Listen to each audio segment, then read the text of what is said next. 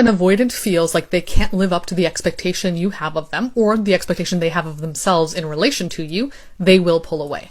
This is something that I've learned from my own experience as someone who has avoidance in their attachment style. I've experienced it with other people who are avoidants, and it's what I've read in books about attachment styles. The expectations that avoidants have of themselves and that they think others also have of them can be so overwhelming that they don't want to be in relationships at all. If they sense that someone has an expectation of them that they don't think they can fulfill, or maybe they don't want to fulfill because it's difficult, it's painful, it forces them to question things about how they show up, they won't do it. Which is why it's easier for avoidants to be all in the beginning, early stages, right? Because things are still light and surface level. The stakes are low, right? The weight and the intensity hasn't hit yet. But when those stakes increase and they realize there is the potential of them disappointing you, they will pull away to avoid the pain of that. So I say this for anybody who is dating an avoidant and feels like when they pull away, it has something to do with you and your worth. In many cases, it doesn't. It has to do with them and what they think their worth is. So try not to internalize that and make that mean anything about you and your value.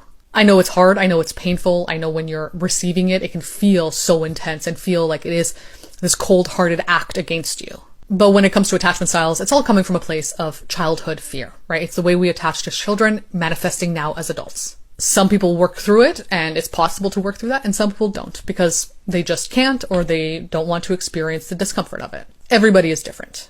But for any avoidants out there who relate to this experience, this is who I really want to speak to right now. Feeling like you are going to disappoint people and then pulling away to avoid that pain stems from you feeling like you're disappointing yourself. In many cases, you might realize within yourself that there are things that you are avoiding in many areas of your life that are making you feel not good enough. And of course, this stems from your childhood. It stems from your relationships with your caretakers.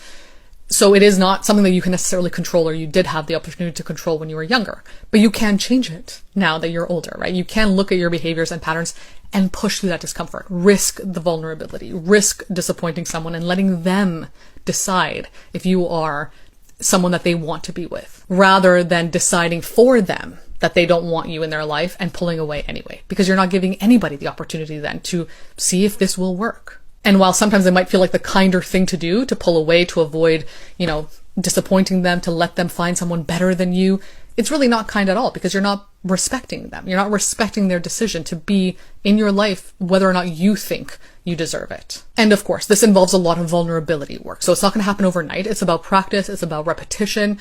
And it's about risking the discomfort. It's about risking the fear.